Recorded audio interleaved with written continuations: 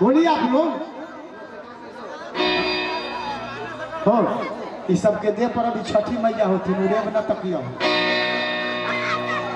इस सबके देह पर अभी रौना माई चढ़ल हो तुम रेब नजर से न देखियो ना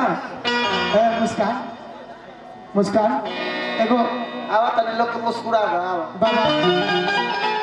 बाबा बाबा बाबा हिलवा दो मुस्कान